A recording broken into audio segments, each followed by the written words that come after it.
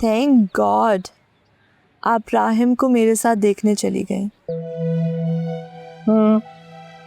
तुम्हारा शुक्रिया कि तुमने मुझे कन्विंस कर लिया जाने के लिए, वरना मैं अपनी ईगो में ही बैठी रहती और मेरा बेटा मुझसे और भी दूर चला जाता। आपने देखा था ना भाई आपको देखकर कितना खुश हो रहे थे। और साशा भी कभी अपनी चालाकियों में कामयाब नहीं हो सकेगी।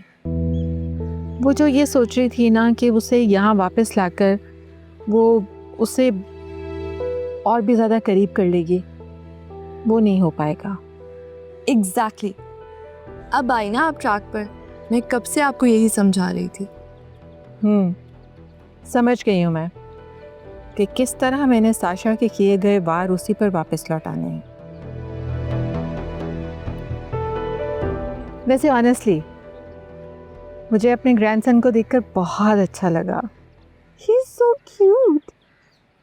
बस अब आप राहिम को अपनी तरफ करके उसे साशा से वैसे ही मुतनफ़िर करें जैसे साशा ने आपके बेटे को आपसे किया था। Oh wow, what a thought.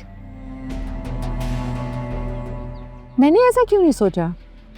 आप अपनी बेटी को कम मत समझें, मैं बहुत गहरा सोचती हूँ। वैसे अब उनके खुद के इतने मसले चल रहे हैं, मुझे लगता है ज़ारून उस लड़की के साथ ज़्यादा अरसे नहीं रहेगा। और ऐसा तुम्हें क्यों लगता है? थिंक अबाउट इट मामा। आपने खुद देखा था वो कैसे उस लड़की पर चिल्ला रहा था। वैसे भी वो मोहिनी के मिसकैरेज को लेकर काफ़ी अपसेट है।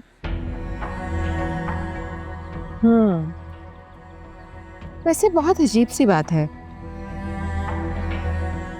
इस तरह मेहमानों के सामने अपनी बीवी पर चिल्लाना एक स्टूपिड हरकत है, जाहिलों वाली।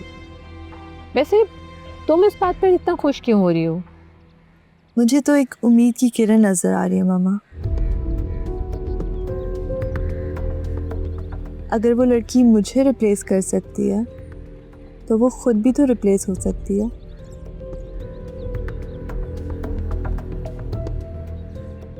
तुम ऐसा सोचो भी मत, ऐसा कुछ नहीं होगा।